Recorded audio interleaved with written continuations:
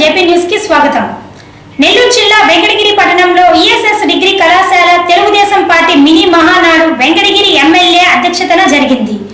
ఈ మహానాడు ముఖ్య అతిథులుగా మంత్రి సోమిరెడ్డి చంద్రమోహన్ రెడ్డి, పరిశీలకులు నాగేశ్వరరావు, నూనె మల్లికార్జున్ యాదవ్, టీడీపీ సీనియర్ నేత Chelakam Shankar Reddy, Gangoti Nageswararao, municipal chairperson Donthu Sharada, Naidupeta AMC chairman Bhaskar Reddy మరియు జెడ్పీటీసీ, ఎంపీటీసీ మరియు పార్టీ అభిమానులు, నాయకులు, కార్యకర్తలు పెద్ద సంఖ్యలో పాల్గొన్నారు. ఈ మినీ మహానాడు కార్యక్రమంలో వెంకటగిరి అసెంబ్లీ నియోజకవర్గ అభివృద్ధి మరియు సమస్యల పరిష్కారంపై ప్రజలకు తెలియజేసేందుకు ఏర్పాటు చేయడం అయినది. వెంకటగిరి అభివృద్ధి కొరకు ఎమ్మెల్యే కురుగున్న రామకృష్ణ ఎవరూ చేయలేని విధంగా కష్టపడుతున్నారు. మీ అందరికీ తెలిసిందే అని సోమిరెడ్డి చంద్రమోహన్ రెడ్డి మాట్లాడారు.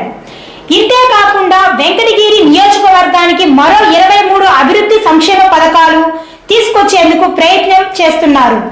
ఈ విషయాలన్నిటిపై ముఖ్యమంత్రి చంద్రబాబు నాయుడుతో చర్చించడం జరిగింది అని తెలిపారు. ఇటువంటి నాయకుడు వెంకటగిరికి దొరకడం మీ అదృష్టమని తెలిపారు. ఈ కార్యక్రమంలో సోమిరెడ్డి చంద్రమోహన్ రెడ్డి మాట్లాడుతూ, ఒక వీధిలో నేనుండేది, హోరాహోరీ పోరాటం చేసుకున్నా. అప్పుడే బొత్స సత్యనారాయణ గారు చెప్పినారు, అక్కడికి వచ్చాడు ఆయన జగన్మోహన్ రెడ్డి తరఫున. ప్రెస్ వాళ్ళు అడిగితే మీరేంది బీజేపీతో కలిసి తట్టుకున్నారు అంటే, తెలుగుదేశం కలిసి ఉంది, వాళ్ళు విడాకులు తీసుకుంటే మేము కాపురం చేస్తాము మోడీతో అని చెప్పాడు అప్పుడే. అయితే ఈ 4 సంవత్సరాలు కూడా అక్రమ సంబంధం. అసలు మనతో సంసారం చేయకుండా ఎట్లా ఇంట్లో కొంతమందికి ఉంటుంది కదా, ఆవిడ ఎట్టా పడి ఉంటుంది, ఆమె సహనశీలి ఓర్పుగా ఉంటుంది, పక్కింటి వాళ్ళ మీద మోజు ఎక్కువ ఉంటుంది కదా. అంతా మనల్నేమో బయట కూర్చోబెట్టి బెడ్రూమ్లో జగన్మోహన్ రెడ్డి, బాత్రూంలో విజయసాయి రెడ్డిని పెట్టుకొని కాపురం చేశాడు మోడీ గారు. ఇప్పుడు మనము అయ్యా హోదా అంటే బ్రహ్మాండంగా ఇస్తామని చెప్పారు మొదటి సంవత్సరం. 5 సంవత్సరాలు మన్మోహన్ సింగ్ గారు చెప్తే కాదు 10 సంవత్సరాలు అన్నారు వెంకయ్యనాయుడు గారు, జైట్లీ గారు. సరే ఎట్టొకటి ఇవ్వండి అయ్యా అంటే ఇస్తామన్నారు. ఆయన మోడీ గారు వచ్చాడు, సోదరులు చెప్పారు తిరుపతిలో, వేణుగోపాల్ చెప్పాడు తిరుపతిలో, ఆయన సభలో చెప్పాడు ఢిల్లీ కంటే మంచి క్యాపిటల్ అన్నాడు. ఇప్పుడు 200 ఎకరాలు చాలు కదా, 1500 కోట్లు చాలు కదా అని చెప్పేసి చెప్తున్నారు. మన నీరు చెట్టు 1500 కోట్లు, ఒక్కో నియోజకవర్గానికి 1000 కోట్లు, 500 కోట్లు నీరు చెట్టు చేస్తున్నాం. 5 కోట్ల మంది జనాభాకి 1500 కోట్లు సరిపోద్దంట రాజధాని. ఆయన ఐవీఆర్కే శర్మ చీఫ్ సెక్రటరీ ఉన్నంత వరకు ముఖ్యమంత్రి ఇటువంటి వాళ్ళు లేరని చెప్పాడు.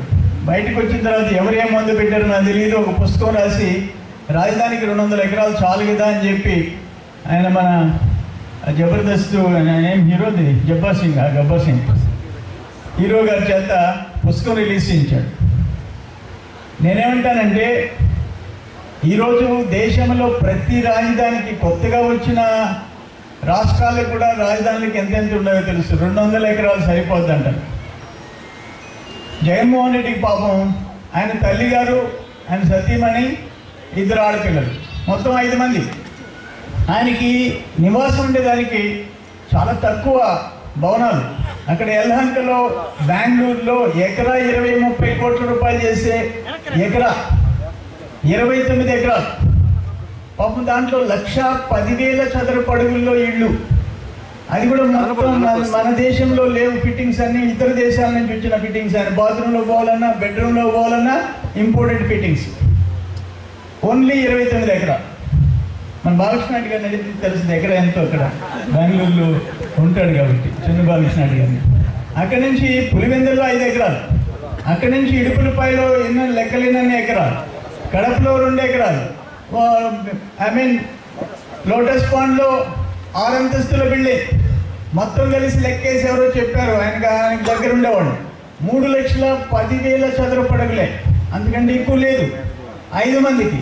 కానీ 5 కోట్ల మందికి 200 ఎకరాలు సరిపోద్దంట. ఇది ఎక్కడ న్యాయమో అర్థంగా 1.5 సంవత్సరం హోదా ఇస్తామన్నారు. 2016 సెప్టెంబర్లో ఫైనాన్స్ మినిస్టర్ జైట్లీ గారు ప్రెస్ కాన్ఫరెన్స్ పెట్టి, అయ్యా ఆ రోజు మన్మోహన్ సింగ్ గారు ఏం చెప్పారు, అవన్నీ ఇస్తాం, హోదా మాత్రం ఇవ్వలేము. ఎందుకంటే 14th ఫైనాన్స్ కమిషన్ హోదా ఇచ్చేదానికి లేదని చెప్పింది. మీకు హోదా కంటే ఎక్కువ ఇచ్చేస్తా ఉన్నారు. బాబు గారు మనము మిత్రపక్షం కదా, కలిసి ఉన్నాం కదా, ఇంత మోసం చేస్తారని ఆయన కూడా అనుకోలే. అంటే మీరు దానికంటే ఎక్కువ చెప్పినంత ఈయన అని చెప్పి ఈయన మనం కూడా భుజాన్ని వేసుకొని మోసాం. తర్వాత ప్రధానమంత్రి గారి అపాయింట్మెంట్ అడిగాడు, అది కూడా జరగటం లేదు. ఆ స్పెషల్ అసిస్టెంట్ మెజర్స్ హోదా ఇయ్యమన్నారు, అదన్నా ఇయ్యండి అని చెప్పి బాబు గారు ప్రధానమంత్రి మోడీ గారి అపాయింట్మెంట్ అడిగాడు. ఒక ముఖ్యమంత్రి గారు, సీనియర్ మోస్ట్ లీడర్, ఒకప్పుడు NDA convener, national front, United front రాజకీయాలు కీలక పాత్ర చేసిన చంద్రబాబు నాయుడు గారు మోడీ గారి అపాయింట్మెంట్ అడిగారు. సంవత్సరం ఇవ్వాల, 2 సంవత్సరాలు ఇలా, కానీ జగన్మోహన్ రెడ్డి గారికి ఇచ్చారు. ఎవరు జగన్మోహన్ రెడ్డి? బీజేపీకి, తెలుగుదేశానికి వ్యతిరేకంగా పోటీ చేసిన ప్రతిపక్ష నాయకుడు. ఆ రోజు బీజేపీతో మనం పొత్తు పెట్టుకుంటే మతతత్వ పార్టీలతో పొత్తు పెట్టుకున్న మిమ్మల్ని ఓడించమని చెప్పి పిలిపించిన జగన్మోహన్ రెడ్డి, మీతో పొత్తు పెట్టుకున్నందుకు తెలుగుదేశాన్ని కూడా ఓడించమని చెప్పిన జగన్మోహన్ రెడ్డి, మనతో పోటీ చేసిన జగన్మోహన్ రెడ్డి, మోడీని ఓడించండి అని చెప్పి పిలిపించిన జగన్మోహన్ రెడ్డిని బెడ్రూమ్లో కూర్చోబెట్టుకుని 45 నిమిషాలు మాట్లాడు. ఆ తర్వాత 6 నెలలు, సంవత్సరం, 1.5 సంవత్సరం తర్వాత బాబు గారికి అపాయింట్మెంట్ ఇస్తాడు. పొడిగా మాట్లాడతాడు, అయ్యా మాకు ఏమీ చేయలేదు, ఇట్లా హోదా చేయలేదు, ప్రత్యేక ప్యాకేజెస్ చేయలేదు అంటే, అవునా నాకు తెలియదే, నేను మాట్లాడతానని చెప్పి చెప్తాడు. తర్వాత వారం, నెల, 2 నెలలు లేదు, ఆఖరణ 4th లాస్ట్ ఇయర్, ఆఖరా సంవత్సరం, మీ టర్మ్లో ఆఖరా సంవత్సరం బడ్జెట్ సమావేశాల్లో కనీసం ఏదైనా హామీలు ఇస్తారు, ప్రకటిస్తారు అనుకుంటే అది కూడా జరగలే.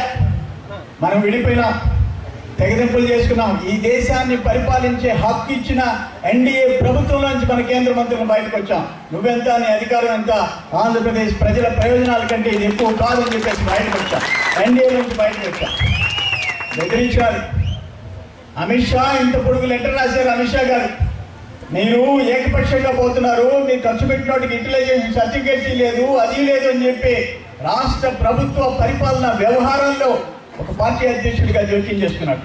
ఆ రోజు శాసనసభలో ముఖ్యమంత్రి గారు 2 గంటల సేపు ఆ లెటర్ గురించి, ఈరోజు ప్రజాస్వామ్య దేశం ఇది, ఫెడరల్ సిస్టమ్ ఇది, కేంద్రానికి అధికారం ఇచ్చింది, రాష్ట్ర ప్రభుత్వాల్లో జోక్యం చేసుకునే హక్కు మీకు ఎవరికి లేదు కోఆపరేటివ్ ఫెడరల్ సిస్టంలో.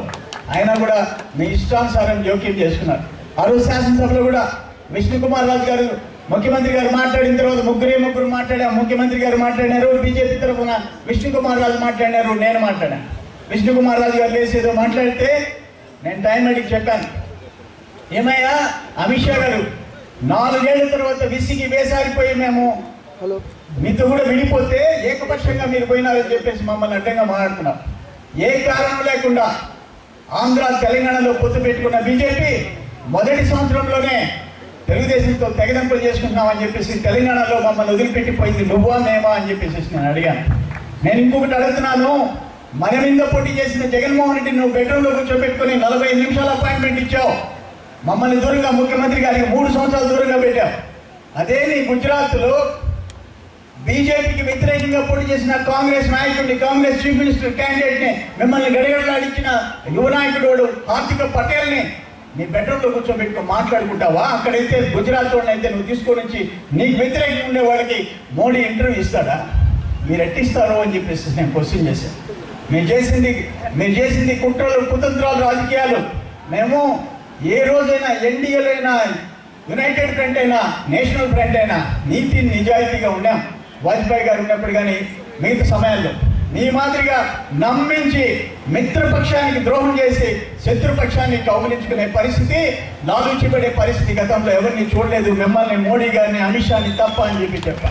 నేను చూశారు, కర్ణాటకలో ఎన్నికలు జరిగాయి. మొత్తం కలిసి 112 కావాలా, 117 మంది కాంగ్రెస్ అండ్ జేడీఎస్ ఎన్నికల ఫలితాలు రాగానే గవర్నర్ తిరిగిపోయి మేమిద్దరం కూటమి కలిసి గవర్నమెంట్ ఫామ్ చేస్తామంటే నో అని చెప్పి మైనారిటీలో ఉన్న యడ్యూరప్పకి ఇచ్చి 15 రోజులు టైం ఇచ్చి, ఈ లోపల కొనుక్కో, ఏమైనా చేసుకో, నువ్వు ముఖ్యమంత్రి ఉంటే చాలని చెప్పేసి గవర్నర్ ఆర్డర్ ఇస్తారు. ఎక్కడుంది ప్రజాస్వామ్యం? మోడీ గారు వచ్చిన తర్వాత అడుగుతున్నా.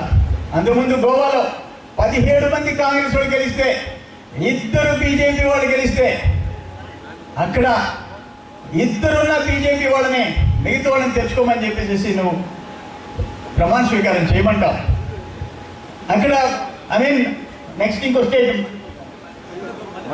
మణిపూర్లో అదేవిధంగా చేస్తాం.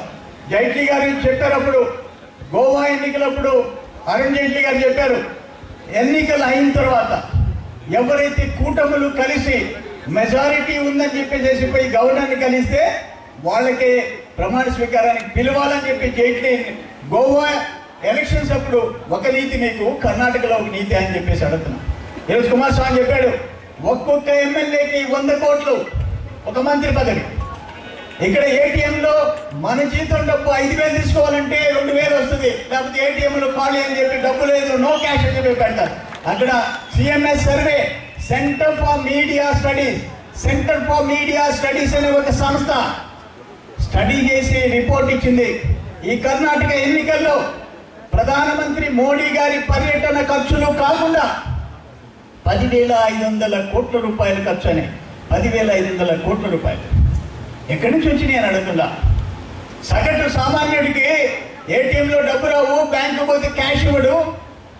నీకు మాత్రం ఎన్నికల్లో ధన ప్రవాహం త్రిపురలో అయినా కర్ణాటకలో అయినా ఒక్క సిద్ధరామయ్యని ఓడించేదానికి 400 కోట్ల రూపాయలు ఎక్కడి నుంచి వచ్చినాయి మీకు అని చెప్పేసి అడుగుతా ఉన్నా అని చెప్తాడు. మన ఈ చోటా బచ్చా నాయకులు జీవీఎల్ నరసింహరావులు, బీజేపీ నాయకులు, ఆయన ఎవరో నరసింహరావు ఎవరికి తెలియదు, రాజ్యసభ అయినాడు ఎక్కడో బీహార్లో వచ్చాడు. ఆయన అంటాడు 15 జూన్ అంటే కర్ణాటక ఎన్నికల ఫలితాల తర్వాత ఆంధ్రప్రదేశ్కి చుక్కలు చూపిస్తా అంట, తెలుగుదేశాన్ని ఏదో చేస్తాడంట. నేను అంటుండా, అయ్యా నీ బోటోడు 100 మందిని చూసాం, ఇందిరాగాంధీ తలదించుకొని ఎన్టీ రామారావుని గద్దెనికి ఇచ్చిందాక 1 రోజులు, 1 నెల ఆంధ్రప్రదేశ్ ప్రజానికం తిరగబడ్డారు. నువ్వెంత అని అడుగుతున్నా, నువ్వు బచ్చావి అని చెప్పేసి నేను అడుగుతున్నా. ఎవరిచ్చారు నీకు హక్కు? రాష్ట్రాల్లో ఉండే ప్రభుత్వాలకు హెచ్చరికలు చేసే హక్కు నీకు ఎవడిచ్చాడు? రైట్ నువ్వు ఎవడిచ్చాడు? అప్పుడు ఒక రాజ్యసభ మెంబర్ అయితే ఆంధ్రప్రదేశ్లో ఉండే డెమోక్రసీని కూని చేస్తావా? ఏం చేస్తావు నువ్వు అని చెప్పేసి నేను అడుగుతా ఉన్నా. మీ రాజకీయం అంతా చూసాం. బీహార్లో నితీష్ కుమార్, లాలూ కలిసి పోటీ చేశారు. ఎవరిని ఓడించారు? బీజేపీని ఓడించారు. ఇప్పుడు ఏమైపోయింది? లాలూని జైలుకి పంపించేసి ఆ పక్కన పోయే బీజేపీ వాళ్ళు కూర్చున్నారు. ఉప ముఖ్యమంత్రి ఎవరయ్యా అంటే ఎన్నికల్లో నితీష్ కుమార్, లాలూకి వ్యతిరేకంగా పోటీ చేసి ఓడిపోయిన వాళ్ళు ప్రభుత్వంలో ఉన్నారు. ఇది ఎక్కడ న్యాయం అని చెప్పేసి అడుగుతా ఉన్నారు. ఇటువంటి కుట్ర రాజకీయాలు. ఆ రోజు జయలలిత గారు చనిపోయినారు, మోడీ గారు వచ్చారు, శశికళ అక్కడ ఉండింది. శశికళ బుగ్గలు 2 తొడిగాడు మోడీ గారు, మనందరం చూసాం. వారం రోజులకి ఎక్కడ ఉండింది పాపం, జైల్లో ఉండింది. ఆ తర్వాత కరుణానిధి గారు తిరిగిపోయినారు. అయ్యా పాపం నువ్వు ఇట్ట మంచం మీద ఉంటే నేను చూడలేకపోతున్నాను, నాకు ప్రైమ్ మినిస్టర్ బంగ్లా చాలా పెద్దది ఉంది, నువ్వు ఆడికి వచ్చి ఉండు కాపురం అని చెప్పాడు కరుణానిధి. 15 రోజులకి కేఆర్ నగర్ ఎలక్షన్స్ జరిగినాయి. పాపం డిపాజిట్లు పోయినాయి డిఎంకే. ఎప్పుడైతే ఈయన కరుణానిధిని దౌడాడో ఆ డిఎంకేకి డిపాజిట్లు పోయినాయి ఎలక్షన్లో.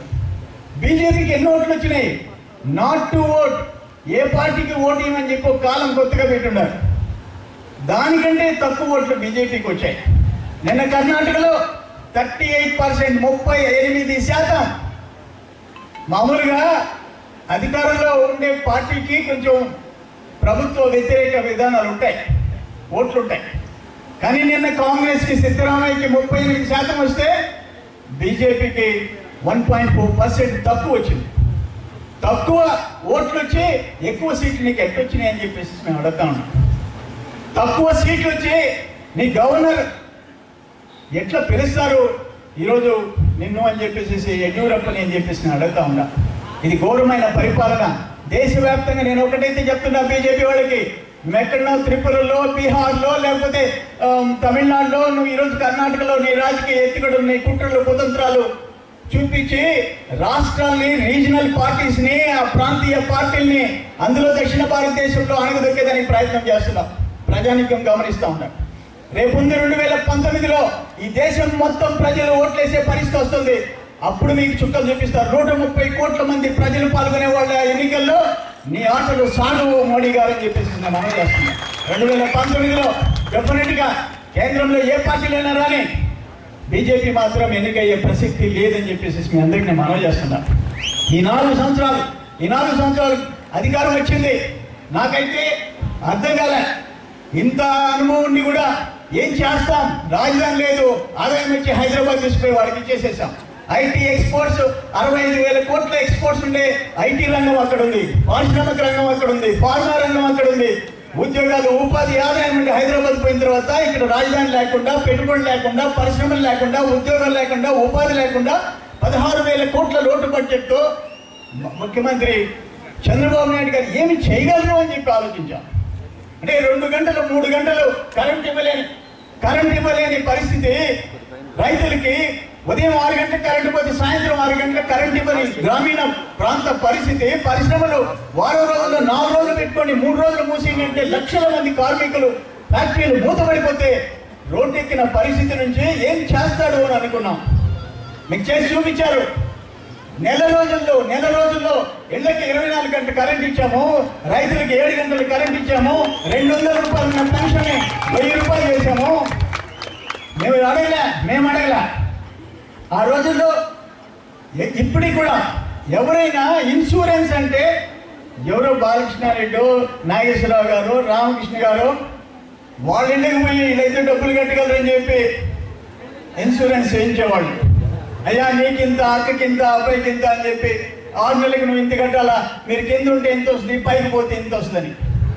ఈరోజు ఈ రాష్ట్రంలో 18 సంవత్సరాల పైన 70 సంవత్సరాల లోపల 2,50,00,000 మంది జీవితాలు బీమా చేయించాడంటే చంద్రబాబు నాయుడు గారు. మీరు అడిగారా, మేము అడిగామా? బాబు గారికి వచ్చిన ఆలోచన అని చెప్పేసి మీ అందరికీ నేను మనవి చేసుకుంటున్నా.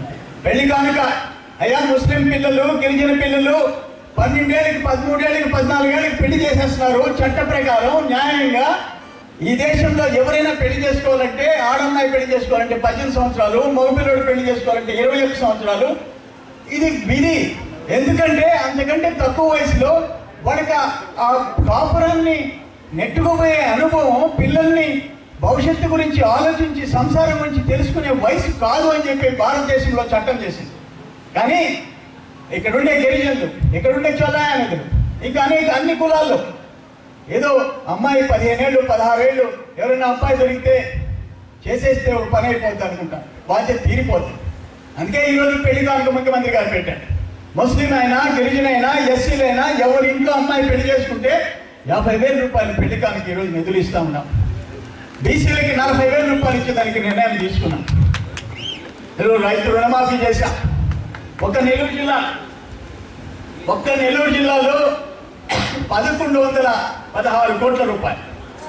ఈ జిల్లాలో రైతులకు ఇచ్చింది 1,100 చిల్లర కోట్ల రూపాయలు ఇచ్చాం రుణమాఫీ. 2,95,000 మంది రైతులకు ఇచ్చాం. ఇప్పటి వరకు 735 కోట్ల రూపాయలు, 360 కోట్ల రూపాయలు టెండర్స్ పిలిపించామని చెప్పేసి నేను తెలియజేస్తా ఉన్నాను. మేము అధికారంలోకి రాగానే, నేను గోపాలకృష్ణ ఫారెస్ట్ మినిస్టర్, నేను అప్పుడు ఎమ్మెల్సీ కూడా కాదు, ఓడిపోయి ఉన్నాను. అక్కడ కూర్చొని సమీక్ష చేస్తుంటే ఫారెస్ట్ క్లియరెన్స్ ఢిల్లీలో పెండింగ్ ఉంది ఎన్నో సంవత్సరాలుగా. అంటే ముఖ్యమంత్రి ఆయన ఢిల్లీకి పంపించాం, గోపాలకృష్ణ గారిని క్లియరెన్స్ తెప్పించాం. 2,50,000 ఎకరాలు కండలేరు కింద ఆయకట్టుంటే దాదాపు 1,57,000 ఎకరాలు ఆ ఫారెస్ట్ క్లియరెన్స్ లేనందువల్ల ఆగిపోయింది. ఫారెస్ట్ క్లియరెన్స్ తెప్పించాం. ఈరోజు ఈ 2.5 సంవత్సరంలో ఆ ఫారెస్ట్ క్లియరెన్స్ వచ్చిన తర్వాత ఆ మిగిలిపోయిన కాలువలు లింక్ చేశాం. 1,10,000 ఎకరాలు అదనపు ఆయకట్టు తెచ్చాం. మొన్న ఒక సబ్జెక్ట్ వచ్చింది 6 నెలల క్రితం. అయ్యా తెలుగు గంగా రివైజ్డ్ ఎస్టిమేట్ 4,000 చిల్లర కోట్లు ఎప్పుడో 7-8 సంవత్సరాల క్రితం ఉంటే దాన్ని రివైజ్ చేయలేదు, బిల్లులు రావడం లేదు, పనులు జరిగి ఆగిపోతున్నాయనంటే నేను క్యాబినెట్లో రైజ్ చేశా. సీఎం గారికి అయితే క్లియర్గా డైరెక్షన్ ఇప్పించా. 4,600 కోట్లతో 10 సంవత్సరాల క్రితం ఆగిపోతే 6,700 కోట్ల రూపాయలకి రివైజ్డ్ ఎస్టిమేట్ ఫైనాన్స్లో క్లియర్ చేస్తే మార్చి 31వ తేదీ రాత్రి 100 కోట్ల రూపాయలు పెండింగ్ బిల్స్ ఇప్పించా. ఈరోజు 57,000 ఎకరాలు ఇంకా మిగిలింది, దాన్ని కూడా పూర్తి చేయిస్తామని చెప్పేసి నేను అందరికీ మనవి చేస్తున్నాను. ఈరోజు మీకు కొన్ని విషయాలు చెప్తున్నా. సంచలనాత్మకమైన నిర్ణయాలు ముఖ్యమంత్రి గారు ఇటీవల తీసుకున్నారు. ఈ నెల రోజుల్లో మనకి CJFS ల్యాండ్స్ ఉన్నాయి, కోఆపరేటివ్ జాయింట్ ఫార్మింగ్ సొసైటీ. 1975లో అర్జునరావు కలెక్టర్, ఆయన ఒక మంచి ఉద్దేశం, ఈ ఎస్సీలో 100 మందిని 200 మందిని కలిపి ఈ 200 ఎకరాలు RTO చైర్మన్, లేకపోతే మీరు అమ్ముకుంటారు, ఏదో చేసుకుంటారు, కుదో పెట్టుకుంటారు, అందుకని చైర్మన్ ఆర్డీఓగా పెట్టారు. అయితే ఆ రోజు ఇచ్చిన తాత చచ్చిపోయినాడు, కొడుకు చచ్చిపోయినాడు, మనవరాలు మనవడు పక్కింటి వాళ్ళు సేద్యం చేస్తూ ఉన్నారు. వాళ్ళకి ఏ లోను రాదు, ఎందుకంటే సంతకం ఆర్డీఓకి పెట్టాలి, ఏ బెనిఫిట్ రాదు. అట్లే ఉండిపోయినాయి. ముఖ్యమంత్రి గారితో మాట్లాడాం, కలెక్టర్స్ కాన్ఫరెన్స్లో క్యాబినెట్లో మాట్లాడాం. CJFS కోఆపరేటివ్ జాయింట్ ఫార్మింగ్ రద్దు చేసి ఆ ఎవరైతే లబ్ధిదారుడు ఈరోజు అనుభవంలో ఉన్నాడో వాళ్ళ పేరుతో డీఫామ్ పట్టా ఇచ్చేటట్టు నిర్ణయం తీసుకున్నాం. డాటెడ్ ల్యాండ్ చుక్కలు ఉన్నాయని చెప్పి ఎక్కడ రిజిస్ట్రేషన్ అక్కడ హక్కులు లేకుండా పోయినాయి. ముఖ్యమంత్రి గారు నిర్ణయం తీసుకున్నారు. నేను నిన్న కాక మొన్న కలెక్టర్, జాయింట్ కలెక్టర్ 5 మంది ఆర్డీఓలు పెట్టి సమీక్షించా. అయ్యా ఎంత ఉంది ఈ CJFS అంటే మొత్తం 99,600 ఎకరాలు, 1,00,000 ఎకరాలు. ఎంతమంది SC ST ఫ్యామిలీలు ఉన్నారంటే 65,000 కుటుంబాలు. ఈరోజు మీకు ఒక విషయం, ఎక్కడైనా యావరేజ్న 7 లక్షలు వేసుకుంటాం, 1,00,000 ఎకరాలు 7,000 కోట్లు. 8 లక్షలు వేసుకుంటే 8,000 కోట్ల రూపాయల ఆస్తికి ఈరోజు SC ST BC ఫ్యామిలీలు 65,000 కుటుంబాలకి హక్కు కల్పించబోతున్నాం. రేపటి నుంచి ఆ పక్కనుండే పట్ట పొలం ఉన్న ఆసామికి ఎంత రైట్ ఉంటుందో, లోన్ తీసుకునేదానికి, విత్తనాలు సబ్సిడీ తీసుకునేదానికి, కాంపెన్సేషన్ తీసుకునేదానికి, రేపు ఏదైనా గవర్నమెంట్ అక్వైర్ చేస్తే నష్టపరిహారం పొందేదానికి వాళ్ళకి హక్కులు కల్పించాం. 7 లక్షల నుంచి 8 లక్షల 8,000 7,000 నుంచి 8,000 కోట్ల రూపాయలకి ఆస్తి హక్కు కల్పించాం. దాని మీద 3 నెలలు టైం ఇచ్చా. నిన్న కలెక్టర్కి ఆర్డీఓలను కూర్చోబెట్టుకున్నాం. 3 months లోపల వాళ్ళకి హక్కు కలిగేటట్టు చేయాలన్నాం. డాటెడ్ ల్యాండ్స్ 6,000 చిల్లర అప్లికేషన్లు వచ్చినాయి. 1,00,000 ఎకరాలకి 138 క్లియర్ చేశారు. అయితే డాటెడ్ ల్యాండ్స్ వాళ్ళు పోయి అప్లికేషన్ పెట్టుకోవాలి. దాని మీద ప్రభుత్వం నోటిఫై చేయాలి. 1 నెల రోజుల్లో ఆ పొలం మీద ఎవరు అబ్జెక్షన్స్ రాకపోతే గ్రామానికి వచ్చి ఒక్కసారి విచారించి మీకు క్లియర్ చేయాలి. వాటన్నిటినీ మీరు వాడుకోవాలని చెప్పేసి నేను మనవి చేస్తాం. మన క్యాబినెట్లో ఈ భూములు అసైన్మెంట్ కమిటీ లేనందువల్ల క్యాబినెట్లో నేనే రైజ్ చేశా. 4 సంవత్సరాలు అయిపోతుంది, కొన్ని భూములు ఉన్నాయి పంపిణీ చేయాలన్నప్పుడు అసైన్మెంట్ కమిటీలు అంటే ఇన్ఛార్జ్ మినిస్టర్ని పెట్టి కమిటీలు వేసి మనం ఈరోజు ఆర్డర్స్ వచ్చాయి. ఇక నుంచి ఆ భూ పంపిణీ కూడా జరిగిపోతుందని చెప్పి మీకు తెలియజేస్తున్నా. ఇళ్ల పట్టాల విషయంలో 500 కోట్ల రూపాయల బడ్జెట్లో పెట్టాం. ఇళ్ల పట్టాలు కూడా ఇచ్చేయటం జరుగుతుందని చెప్పేసి మీ అందరికీ నేను మనవి చేసుకుంటున్నా. ఇన్ని కార్యక్రమాలు చేశాం. నేను మొన్న మనకి 7 లక్షల ఎకరాలు 28 లక్షల పుట్లు పండాయి. అయితే జీలకర్ర మసూరికి ఒక ఇబ్బంది వచ్చింది. ధాన్యం ఒట్లు ఏ గ్రేడు, అదే ఒట్లని మిల్లింగ్ చేస్తే బి గ్రేడ్ అంటే రైతుల దగ్గర బస్తాకి 2 కేజీలు వాళ్ళు రైస్ మిల్లర్స్ వసూలు చేస్తుంటే నాకు రైతు సంఘాలు వచ్చినారు. ఫిబ్రవరి ఆఖరిలో మీటింగ్ పెట్టారు, వరి కోతలు మొదలయ్యేటప్పుడు మీటింగ్ పెట్టారు. అటు CPM, CPI, BJP, వైకప్ప అందరూ ఒక అర్జీ ఇచ్చారు. అయ్యా NLR 34449 నెల్లూరు జీలకర్ర ధాన్యం ఏ గ్రేడ్ 1,590 రూపాయలు ఉంది. బియ్యం కాడికి వచ్చేటప్పటికి మళ్ళీ 1,550తో క్యాలిక్యులేట్ చేసి తీసుకుంటారు. 1 టన్ను బియ్యానికి 630 రూపాయలు నష్టపోతున్నారు. అందుకని రైస్ మిల్లర్ బస్తాకి 2 కేజీలు, పుట్టికి 40 కేజీలు వసూలు చేస్తున్నాడు. ఒక పుట్టికి 400 రూపాయలు రైతు నష్టపోతున్నాడు. 4 పుట్లు పడితే 1,600, 2,000 రూపాయలు నష్టపోతున్నారు. ఈ తేడాని, ఈ తప్పు ప్రభుత్వాన్ని సంవత్సరాలుగా జరుగుతుందంటే ముఖ్యమంత్రి గారి దగ్గరికి సివిల్ సప్లైస్ కమిషనర్ అందరినీ మీటింగ్ పెడితే ఒకటే ఒక మాట అన్నాడు. వాడు ఏదో అబ్జెక్షన్ చెప్పబోతుంటే సింపుల్ క్వశ్చన్ చంద్రమోహన్ రెడ్డి చెప్పాడు, NLR 34449 ఒట్లు గ్రేడ్ ఏ, బియ్యం గ్రేడ్ బి, అదే బియ్యం గ్రేడ్ బి ఎట్లా వస్తుందయ్యా, ఇటువంటి నిర్ణయాలు ఎందుకు తీసుకున్నారని చెప్పి ఆర్డర్స్ ఇప్పించారు.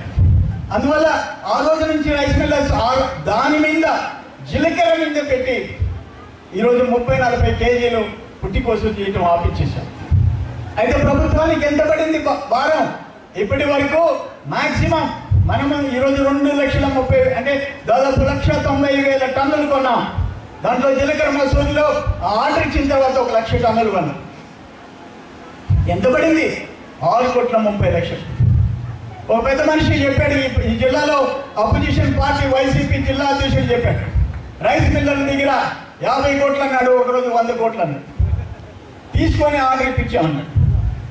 ఆడ ప్రభుత్వానికి అయిన ఖర్చు 6 కోట్లు, నేను తీసుకునేది 100 కోట్లు. అప్పుడు ఆ విదేశాల్లో ఆ పత్రాలన్నీ పెట్టాడు, నాకు నా భార్యకి నా కొడుకుకి 1000 కోట్లు అన్నాడు, దీనికి ఒక 50 కోట్లు అన్నాడు. నిన్న ఏదో 2200 ఎకరాలు 2200 కోట్లు అన్నారు. ఇటు మొత్తం కలిపి 3350 కోట్లు నా అకౌంట్లో వేశాడు. 3000 జస్ట్ సింపుల్గా 3350 కోట్లు వైసీపీ జిల్లా అధ్యక్షుడు. అప్పటికే నేను వదిలిపెట్టా. మొదటి కేసు వెంటబడి క్రిమినల్ కేసు పెట్టా.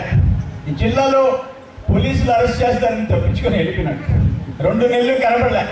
కోర్టు ఇచ్చింది, నువ్వు రోజు మీ పోలీస్ స్టేషన్లో సంతకం పెట్టాలని. హెడ్ కానిస్టేబుల్ దగ్గర నిలబడుకొని రోజు మీ సంతకం పెట్టించాడు. మన జిల్లా చరిత్రలో ఎమ్మెల్యేలకి హెడ్ కానిస్టేబుల్ దగ్గర 2 నెలలు సంతకం పెట్టిన వాళ్ళు లేదు, 2 నెలలు తప్పించుకొని పోయిన వాళ్ళు లేదు. ఆగ్రాన్ సుప్రీంకోర్టుకు పోయి నాట్ టు అరెస్ట్ అని చెప్పి తెచ్చాను. నేనేమంటున్నానంటే ఈరోజు వైకాపా నాయకుల తీరు, జగన్మోహన్ రెడ్డి 12 కేసుల్లో A1 ముద్దాయి, ఆయన మాట్లాడేది బాబు గారిని. చంద్రబాబు నాయుడు A1, చంద్రబాబు నాయుడు ఉత్తమ విలన్, చంద్రబాబు నాయుడు అవినీతి పరుడు. ఏది ప్రతిరోజు ఫోన్లో నన్ను మొన్న మాట్లాడినాడు. దీక్ష చేస్తుంటే బాబు గారు ఏప్రిల్ 20 పుట్టాడు అంటే, ఏప్రిల్ అంటే 4వ నెల, 20వ తేదీ అంటే 4/20 చంద్రబాబు అన్నాడు. ఆ రోజు ఏప్రిల్ 20 దీక్ష చేశాడు ముఖ్యమంత్రి. 5 కోట్ల మంది ఆంధ్రుల హక్కుల కోసం ఏప్రిల్ 20 దీక్ష చేస్తుంటే పొరపాటున ఆ రోజు శుక్రవారం అయిపోయింది. శుక్రవారం అయిపోయేటప్పటికి జగన్మోహన్ రెడ్డి ఎక్కడున్నా అంటే బోనెక్కి కోర్టులో నిలబడున్నాడు. 420 కేసు, 12 420 కేసు. బాబు గారు దీక్షలో కూర్చొని ప్రజల కోసం నిరాదీక్ష చేస్తున్నాడు. ఎప్పుడైనా ఎవరినైనా వయసు చూడకుండా, సంస్కారం లేకుండా నిజంగా మాట్లాడితే దేవుడు నిన్ను శుక్రవారం కాబట్టి బోన్లో పెట్టాడు, బాబు గారిని జనంలో పెట్టాడు అని చెప్పేసి నేను మనవి చేస్తున్నాను. ఆయన మీద 12 కేసులు ఉన్నాయి. ఈయన ఎవరిని అడిగారంటే ఈ జిల్లా అధ్యక్షుడిని, ఏమయ్యా నీ మీద 7-8 కేసులు పెట్టుకొని ఎందుకు రోజు ఇంటి మాట్లాడుతున్నావు అంటే, మా రాష్ట్ర అధ్యక్షుడి మీద 12 కేసులు ఉంటే నా మీద 7 ఉంటే ఏమైనా ఇబ్బందా మీకు అని అడిగాడు. ఇంకా అది తక్కువ ఉండే. ఇప్పుడు వేస్తున్నా మళ్ళీ 8వ కేసు, 50 కోట్ల రూపాయలను నా దగ్గర కాగితం పెట్టి చూపించాడు, సాక్ష్యాలు ఉన్నాయని చెప్పమంటుండా. Criminal defamation వేస్తుండా. 2200 కోట్లు ఉన్నాయి నా దగ్గర అన్నాడు. ఎక్కడున్నాయో అది కూడా వేస్తుండా. తిరగాల. ఆ కల్తీ మద్యం కేసులు, కల్తీ మద్యం 10 రూపాయలకి గోవా నుంచి తెప్పించి మనుషులు సస్తే సచ్చాడు, ఓటేసేసిన తర్వాత చావని అని చెప్పేసి తీసుకొచ్చి పంచాడు. గవర్నర్ పరిపాలన తెలుగుదేశం కాదు పెట్టింది, వెంకటగిరి పోలీస్ స్టేషనో లేకపోతే జెండా వీధిలో 1 టౌన్ సిఐనో లేకపోతే 2 టౌన్ సిఐ పెట్టిన కేసులు కాదు. గవర్నర్ పరిపాలనలో ఈ జిల్లాలో కావలి ఎమ్మెల్యే, సర్వేపల్లి ఎమ్మెల్యే మీద 9 కేసులు బుక్ అయినాయి. చాలా మంది చనిపోయినారు పాపం అమాయకులు. ఈ తాగి 15 రోజులకో 20 రోజులకో చనిపోయినారు. కానీ వాళ్ళకి ఆ రోజే చనిపోయి ఉంటే కేసు పెట్టి ఉండేవాడు. ఆ దొరికిన ఆ డంప్స్ను పట్టుకొని ఆనాటి డిప్యూటీ కమిషనర్ ఎక్సైజ్ చెప్పాడు, ఈ బాటిల్ టెస్ట్ చేయించాం, 1 తాగితే అనారోగ్యం అవుతాడు, 2 తాగితే పక్షవాతం వస్తుంది, 3 చిన్న బాటిల్స్ తాగితే చచ్చిపోతాడని చెప్పాడు. పిడతపల్లిలో 2 చనిపోయినారు, కావుల్లో 1 చనిపోయినాడు, పిడతపల్లిలో పిచ్చి పట్టి వెళ్ళిపోయినారు. మనం గన హడావుడి చేసేసి ప్రచారం చేయకుండా ఎవరు తాగబోకండి అని మేము ఎలక్షన్ ప్రచారం చేశాం. లేకపోతే వాళ్ళు కొన్ని కాల్ చేసినారు భయపడిపోయి. లేకపోతే ఈ జిల్లాలో కొన్ని వేల మంది పేదలు ప్రాణాలు పోయిండే అని చెప్పేసి మనం చేస్తాం. అటువంటి వాళ్ళు ఈరోజు రోడ్డు మీద నిష్కారణంగా జరిగే అభివృద్ధి చూడకుండా, జరిగే అభివృద్ధి కళ్ళు మూసుకొని తెలుగుదేశాన్ని తిడితే ఏమొస్తాయని చెప్పేసి నేను అడుగుతా ఉండా. రాష్ట్రంలో వ్యవసాయ రంగంలో అనూహ్యమైన మార్పు తెచ్చాం. వ్యవసాయ రంగంలో అక్కడ డబ్బులుండే నాకు సర్ప్లస్ స్టేట్, నా దగ్గర డబ్బు ధనిక రాష్ట్రం అని చెప్పేవాళ్ళు 1,00,000 రూపాయలకి పరిమితం చేస్తే రుణమాఫీ ఇక్కడ 1,50,000 చేశాం.